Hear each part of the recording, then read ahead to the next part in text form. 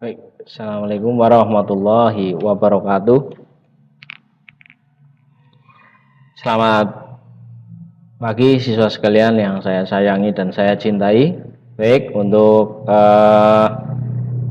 pelajaran Bahasa Indonesia kali ini saya ucapkan selamat datang kepada seluruh siswa SMK KTI 2 kelas 2 atau kelas 11. Khususnya untuk kelas-kelas yang saya ajar atau yang bahasa Indonesianya yang ampuh adalah saya, yaitu kelas 10 TKJ 1 sampai dengan kelas 11 TKJ 1 sampai dengan 11 TKJ 7 dan kelas TKRO, kemudian TPSM dan TPO. Baik, saya ucapkan selamat datang kepada seluruh siswa 11 TKJ 6 dan TKJ 7 yang pada semester ini baru bergabung dengan saya. Mungkin ada beberapa yang belum kenal atau sudah kenal atau belum tahu namanya, maka wajib bagi saya untuk memperkenalkan diri. Nama saya adalah Bayu Roni Budi Utomo. Kalian boleh panggil saya Pak Bayu, Pak Roni, Pak Budi, Pak Utomo, atau yang populer, maksud saya yang paling banyak dipanggil oleh siswa-siswa semuanya yang ada SMK KT 2 adalah Pak Baron ya. Kalau sering dengar ada kata-kata Pak Baron tapi tidak tahu orangnya, ya ini orangnya yang seperti ini, hitam ya. Baik, untuk materi yang pertama kita akan mempelajari tentang prosedur teks atau teks prosedur ya. Mungkin sebelumnya pernah ada yang dengar teks prosedur ya, dulu diajarkan di SMP ya, kelas 8 kalau tidak salah. Semuanya pernah kelas 8 kan ya? Tentunya masih ingat atau sudah lupa materi ini ya. Baik, kita lihat. Sebelum masuk materi, maka saya akan sampaikan dulu. Kita lihat dulu.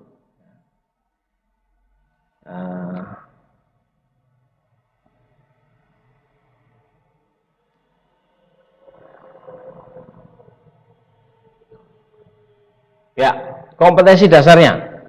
Kompetensi dasar yang pertama adalah menganalisis struktur dan kebahasaan dari teks prosedur.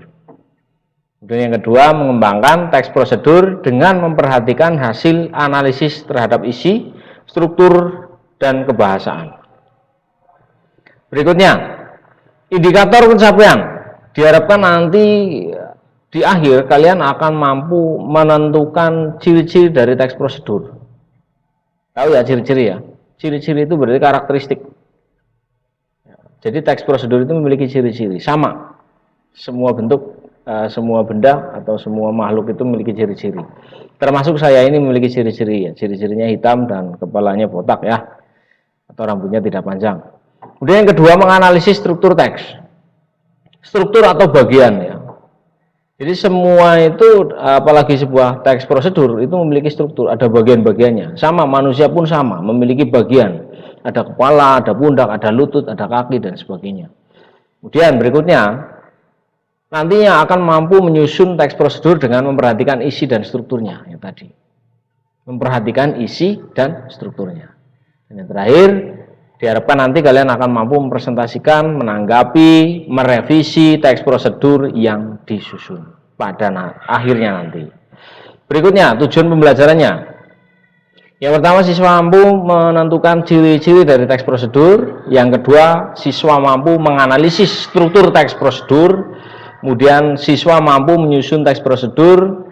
Dan siswa mampu mempresentasikan teks prosedur yang disusun atau dibuat di akhir nanti.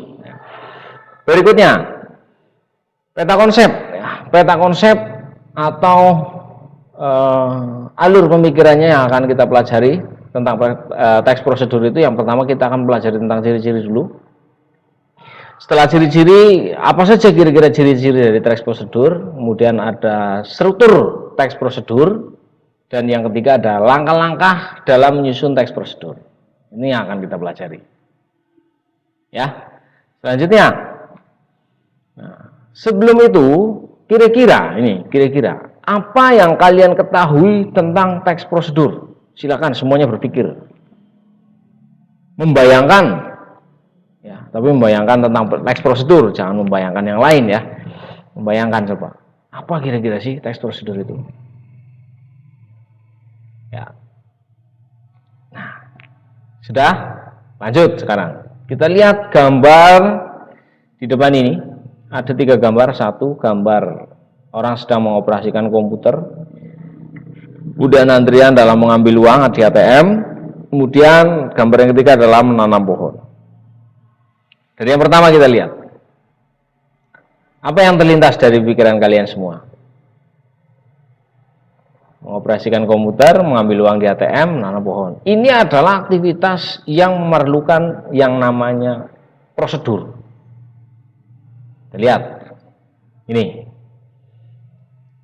Menurut kalian, apakah mengoperasikan komputer itu memerlukan cara atau tahapan-tahapan? Khususnya yang TKC ini pasti sudah paham sekali. Tentunya sangat memerlukan dan sangat dibutuhkan tahapan-tahapan dalam mengoperasikan komputer, iya atau tidak? Nah, apa tahapannya? Tentunya kalian lebih paham. Mulai dari menekan tombol power, kemudian dan seterusnya lah, kalian lebih paham lah. Oke, selanjutnya. Lalu bagaimana dengan mengambil uang di ATM dan menanam pohon? Apakah juga memerlukan prosedur? Apakah juga memerlukan tahapan-tahapan? Tentunya juga sama halnya dengan menyalakan komputer atau mengoperasikan komputer. Coba, ketika kalian membayangkan masuk ke sebuah tempat ATM ya, tentunya kalian memiliki prosedur. Prosedur yang pertama adalah ketika sudah antrian sudah sampai di sini, maka yang pertama adalah kalian harus memasukkan kartu ATM-nya. Ya, tentunya kalian sudah paham semua. Setelah masuk diapakan? Ya, kemudian menekan tombol lanjutkan, menekan tombol untuk memasukkan PIN. Kemudian setelah itu menekan pilihan, mau transfer, mau ngambil, atau mau bayar BPJS dan sebagainya. Sampai pada akhirnya transaksi selesai, maka ada pilihan lagi di situ memilih atau lanjut menggunakan aplikasi lagi ataukah mau keluar exit. Jelas ya? Nah, sama halnya dengan menanam pohon. Menanam pohon pun ada tahapannya. Tahapan yang pertama adalah kalian pasti akan menggali tanah, kemudian memasukkan bibit pohonnya, kemudian memberi tanah lagi, ditutup, kemudian dikasih pupuk, lalu disiram. Jelas ya? Bahwasanya gambarannya sudah ada ya tentang teks prosedur itu. Oke, lanjut sekarang. Nah,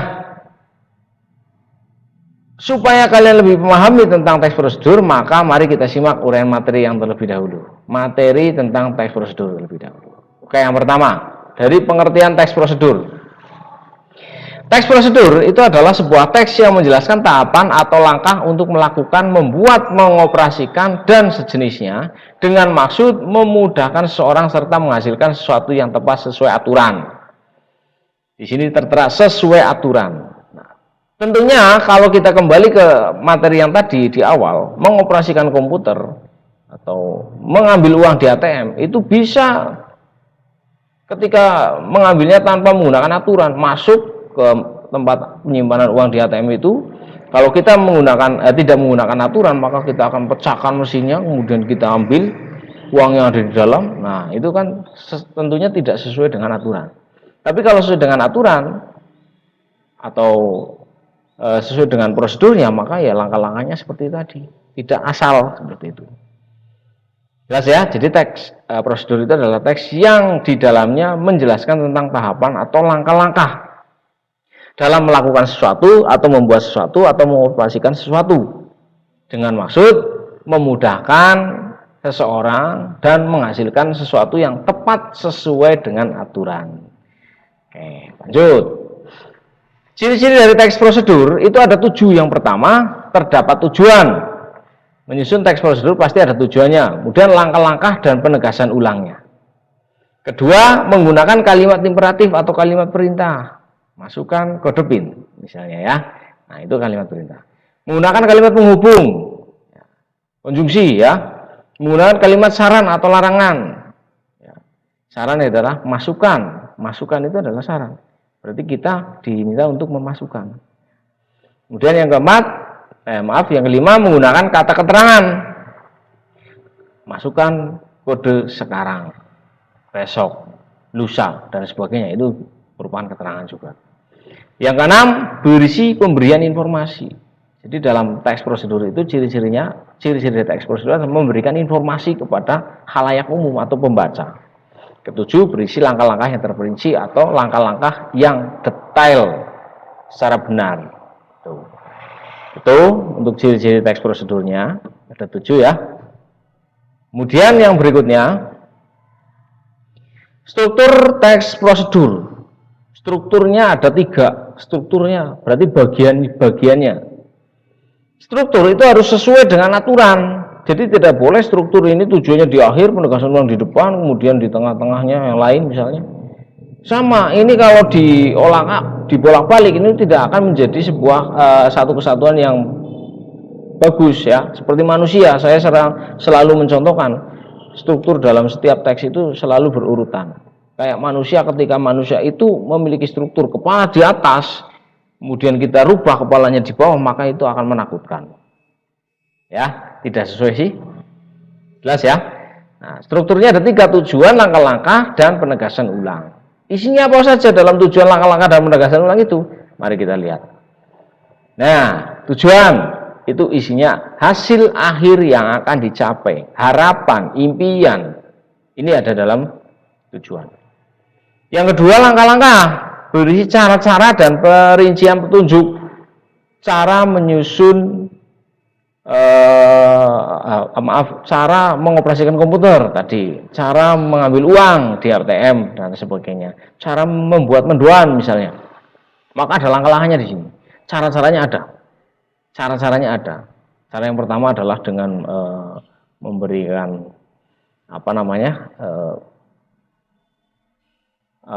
bumbu seperti daun muncang, kemudian daun bawang, sama ya. Kemudian cabai misalnya yang suka pedas, kemudian diberi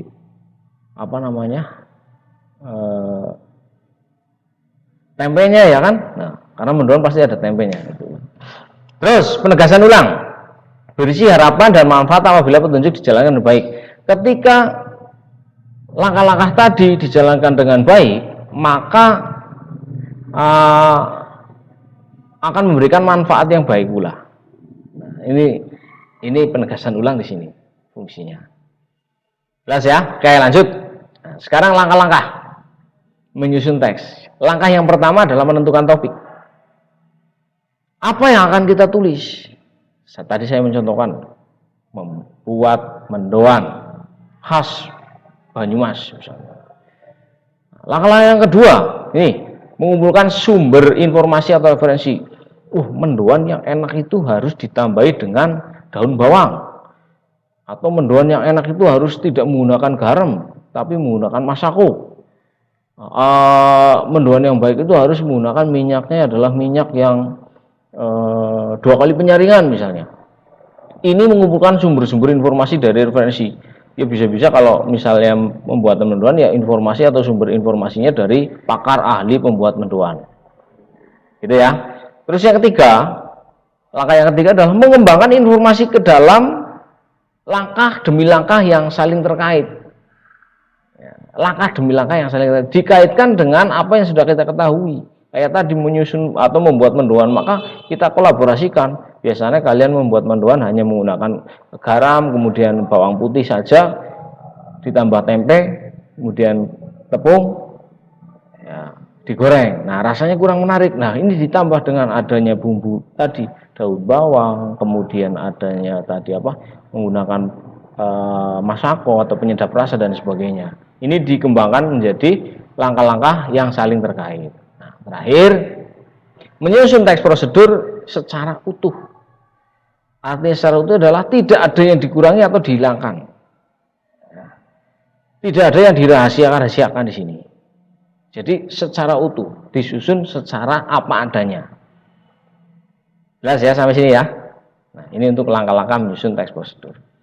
Berikutnya, nah ini. Contoh menganalisis struktur teks prosedur. Nih, cara mematikan komputer. Langkah-langkahnya apa saja? Kita lihat. Nah, yang pertama nih, strukturnya.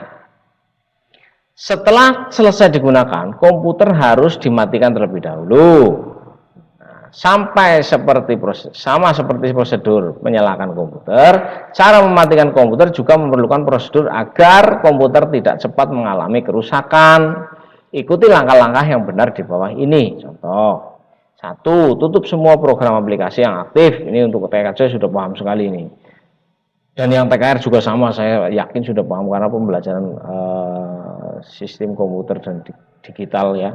Komdik itu kan ada di semua jurusan. Komdas, ya, komputer dasar juga ada. Ya. Klik tombol start, kemudian klik tombol turn off atau shutdown, ya. Klik tombol turn off ya. Diamkan beberapa saat sampai komputer itu padam. Tekan tombol off pada monitor, memadamkan monitor, cabut kabel listrik dari jalan listrik atau dari roll, kemudian tutup dengan penutupnya atau ada pelindungnya misalnya. Terakhir, mematikan komputer dengan benar akan menghindari masalah kehilangan file data pada komputer Anda. Selamat mencoba. Itu ya. Nah, kemudian yang terakhir adalah saya ucapkan terima kasih. Itu serangkaian materi tentang prosedur teks. Semoga kalian bisa memahami. Nanti ketika ada kesulitan bisa kalian tanyakan, bisa melalui WA ataupun silaturahmi ke rumah juga boleh ya. Ini ada satu kata-kata yang menurut saya membangun semangat untuk kalian semua. Jadi ketika orang lain meragukanmu, yang harus kamu lakukan adalah percaya pada diri sendiri dan buktikan kemampuanmu kepada orang lain. Terima kasih. Sampai jumpa di kesempatan yang berikutnya dengan materi yang berbeda. Untuk tugasnya nanti akan saya bagikan. Saya akhiri. Assalamualaikum warahmatullahi wabarakatuh.